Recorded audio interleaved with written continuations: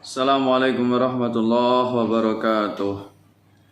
Alhamdulillahi wa kafa wa usalli wa usallimu ala sayyidina Muhammadin al-Mustafa wa ala alihi wa ashabihi wa dhurriyyatihi ahli sidqi wal wafa. Asyhadu an la ilaha illallah wahdahu la syarika lah wa asyhadu anna Muhammadan abduhu wa rasuluh. Allahumma shalli ala nuril anwar wa sirril asrar وأدل يقين غيار مفتاح الباب اليسار سيدنا محمد المختار وآله الأطهار وأصحاب الأخيار عدد نعم الله أفضاله. Pemirsa yang kami hormati, yang kami muliakan, para alim, para ulama, asatidz wal asatidah, sahabat-sahabat aswaja, teman-teman semuanya, sahabat-sahabat semuanya dimanapun Anda berada, mudah-mudahan Anda selalu dalam lindungan Allah. Segala aktivitasnya diberikan kelancaran, aktivitas apapun, mudah-mudahan aktivitasnya mendatangkan keberkahan, rezeki yang halalan, thayyibah wal barokah. Mudah-mudahan anak kita semuanya menjadi anak keturunan kita salih salihah. Pada kesempatan yang sangat berbahagia ini, alhamdulillah atas izin Allah kita bisa bertemu. Tentunya ini semuanya adalah nikmat Allah, nikmat yang harus kita syukuri, yaitu berupa nikmat sehat lahir dan batin, sehingga kita bisa melaksanakan semua aktivitas. Jika kita sakit, jika Allah mencabut salah satu dari nikmat Allah, yaitu dengan datangnya sakit, maka seluruh aktivitas kita akan terasa tidak enak, seluruh aktivitas kita akan terganggu. Maka untuk itulah kita hendaknya menjadi hamba Allah yang bersyukur dengan melaksanakan semua yang diperintahkan Allah dan meninggalkan semua larangannya. Pada kesempatan ini kita akan membahas tentang kerancuan pemahaman Wahabi atau kesalahan Wahabi. Di mana sih letaknya kesalahan dari Wahabi itu, atau yang mereka mengaku sebagai kelompok Salafi, seolah mereka adalah aliran yang lurus, aliran yang bagus, aliran yang banyak orang menyangka mereka adalah pengikut salaf. Ya, benarkah Salafi Wahabi ini adalah benar-benar pengikut salaf? Ataukah mereka ini adalah kelompok yang tidak mengikuti salaf atau anti salaf? Hanya saja hanya dengan jargon ar-ruju' ilal Qur'an wal hadis, ar-ruju' ilal Qur'an was sunnah, seolah-olah mereka ini mengikuti Al-Qur'an dan sunnah, mengikuti Al-Qur'an dan hadis. Padahal ya, mereka ini sangat menyimpang jauh, yang menyimpang dari ajaran Rasulullah, para sahabat, dan para salafus soleh.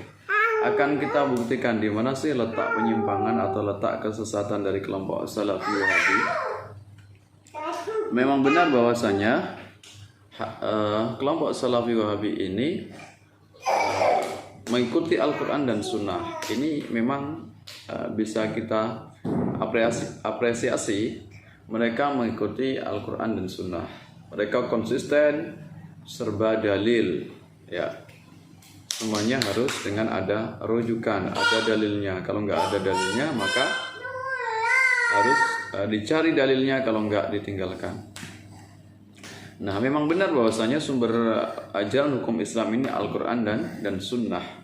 Al-Quran ini dari Allah, berupa kalamullah yang tentunya diwahyukan kepada Rasulullah Muhammad SAW. Kemudian sunnah atau hadis yang ini bersumber dari Rasulullah, baik itu perkataannya atau qauliyah, perbuatannya fi'liyah, maupun ketetapan atau persetujuan Rasulullah yang disebut dengan takririyah.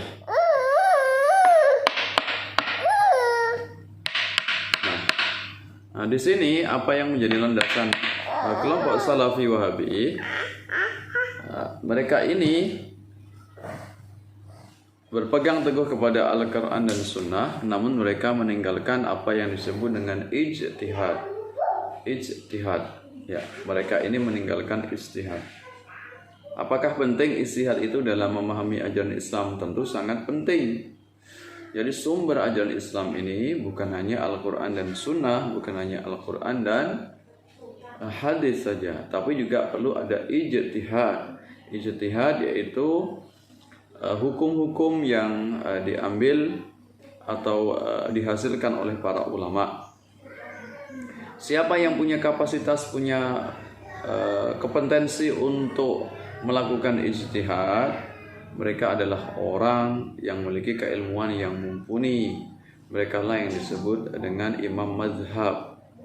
Nah, jadi di sini penting sekali kita merujuk kepada imam mazhab, ya imam yang punya kapasitas untuk berijtihad, meramu sebuah hukum, ya menghasilkan sebuah hukum yang itu tidak ada dalilnya di dalam Al-Quran dan Sunnah. Apakah ada hukum yang tidak termuat dalam Al-Quran dan Sunnah? Tentu banyak sekali. Ya memang benar Al-Quran ini sempurna, lengkap. Hadis juga sempurna. Perkataan Rasulullah sangat banyak sekali menjelaskan isi kandungan dari Al-Quran. Tapi perlu kita ketahui bahwasannya Al-Quran ini turun dalam suasana historis di masa lalu, yang mana problemnya atau permasalahannya ini adalah dihadapi ketika Rasulullah hidup.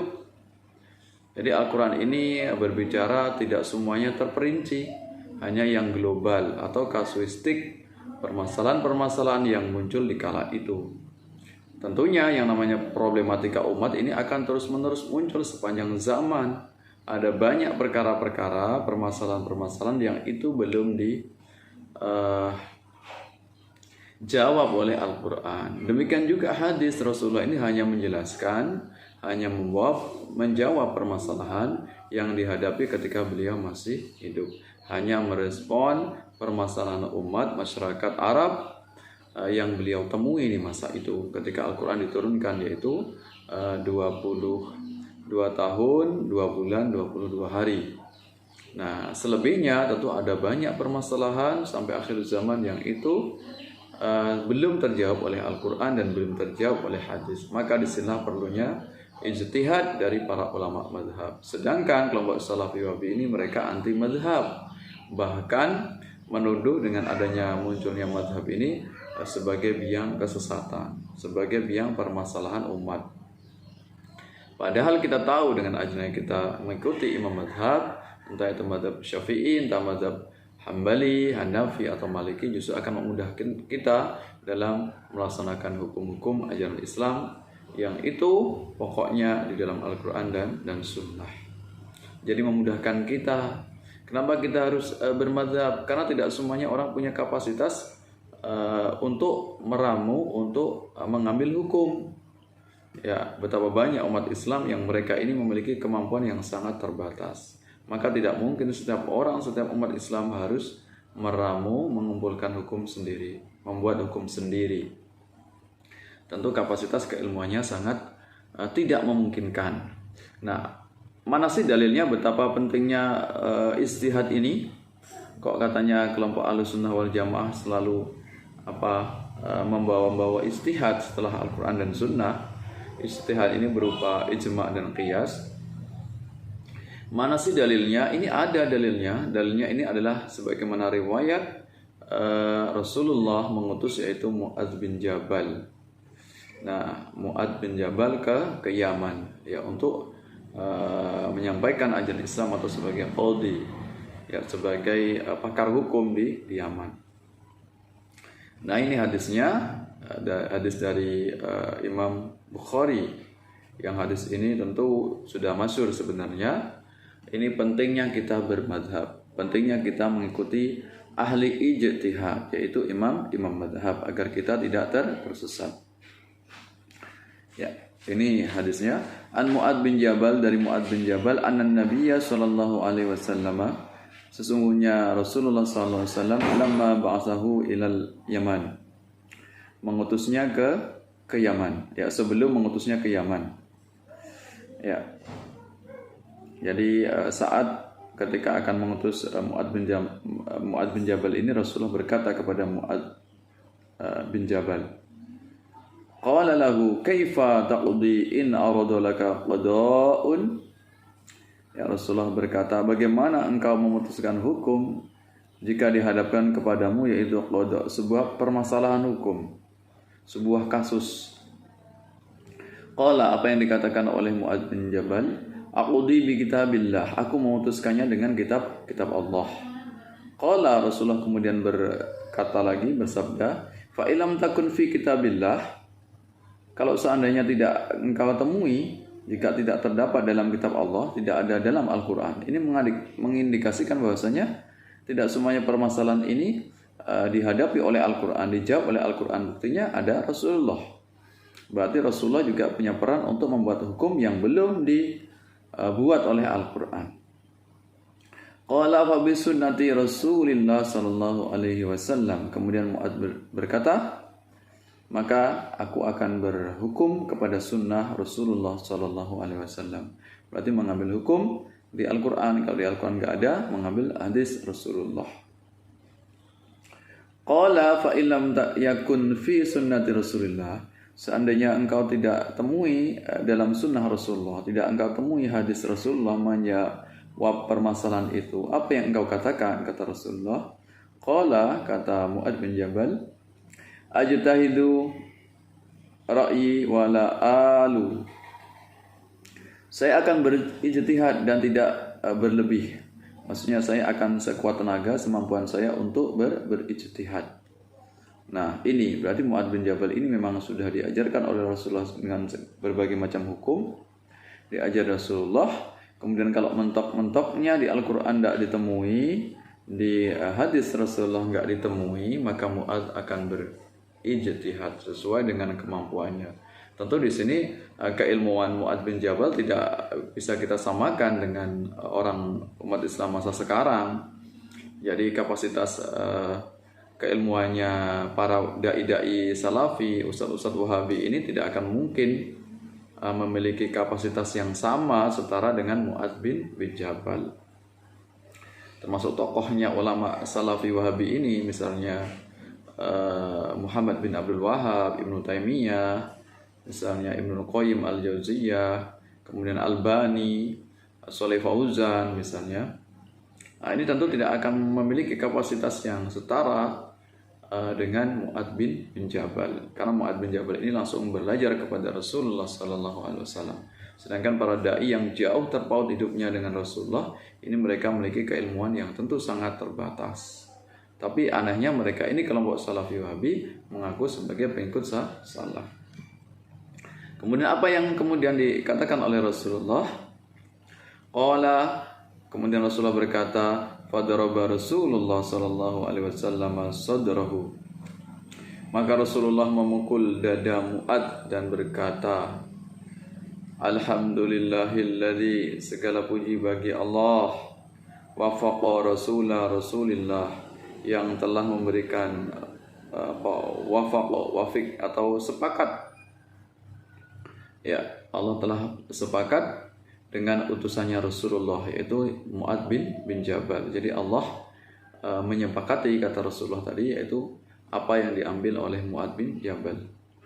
Lima yuradi Rasulullah sallallahu alaihi wasallam, dengan apa yang diridhai oleh Rasulullah sallallahu alaihi wasallam. Nah, ini betapa pentingnya ijtihad, betapa pentingnya imam mazhab dalam kehidupan kita, sehingga kita tidak rancu, tidak kacau dalam mengambil hukum, dalam mempraktekkan ibadah yang kita lakukan kesehariannya, entah itu sholat, puasa, zakat, haji, dan sebagainya. Tentu dengan kita mengikuti salah satu di antara imam, maka kita terhindar dari kesalahan, terhindar dari kekacauan, terhindar dari campur aduk dalam memahami hukum, dalam mempraktekkan hukum. Tapi kan di antara imam mazhab itu berbeda. Iya, berbeda ini hanya penafsiran yang bersifat furu'iyah, tidak berbeda dalam hal yang usuliyah, yang pokok-pokok. Mereka hanya berbeda dalam menafsiri atau memahami ayat-ayat yang bersifat furu'iyah, bukan yang pokok. Maka wajar saja di antara sahabat juga terjadi perbedaan itu. Bahkan sahabat dengan Rasulullah juga bisa saja berbeda pendapat, apalagi di antara kalangan imam mazhab. Tapi perbedaan pendapat mereka itu tidak menyebabkan kemudian kesesatan. Ya, itu. Apalagi yang mengerikan kelompok Salafi Wahabi ini, dengan mereka mengklaim sebagai pengikut Rasulullah, pengikut kelompok salaf, kemudian mereka menyalah-nyalahkan, menuduh sesat, bid'ah, dan sebagainya kelompok yang lain. yang menganggap mereka ini paling sunnah, paling yunnah, paling salaf di antara kelompok yang lain. Padahal justru sebenarnya mereka ini adalah kelompok yang kholaf, kelompok yang jauh dari ajaran Rasulullah, ajaran sahabat, dan ajaran imam madhab. Kalau kita hidup di masa sekarang ingin sesuai dengan Rasulullah, tentu kita merujuk kepada pemahaman imam madhab, bukan justru malah kita bertentangan dengan imam madhab, apalagi mengambil rujukan dari tokoh-tokoh yang itu jauh hidup terpaut dari imam madhab. Nah, ini yang perlu kita ketahui sehingga kita nanti tahu di mana kesalahan kelompok Salafi Wahabi. Kita tidak terpengaruh dengan ajaran mereka, kita tidak disesatkan oleh mereka walaupun serasa manis ajaran mereka, walaupun banyak orang awam yang tergiur dengan ajaran mereka. Sebenarnya kita tahu ajaran mereka adalah ajaran yang batil, ajaran yang bertentangan dengan Rasulullah, bertentangan dengan para sahabat, bertentangan dengan imam madhab.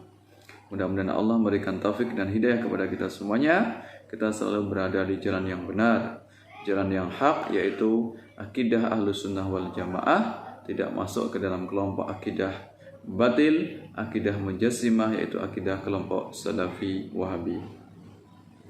Mudah-mudahan bermanfaat. Mohon maaf atas segala hilaf. Sampai bertemu dalam kesempatan yang lain. Jika sahabat-sahabat punya pendapat, punya unek-unek atau punya saran, silahkan untuk disampaikan di kolom komentar. Sampai bertemu dalam kesempatan yang akan datang. Wallahu muwaffiq ila aqwamit thoriq. Wassalamualaikum warahmatullahi wabarakatuh.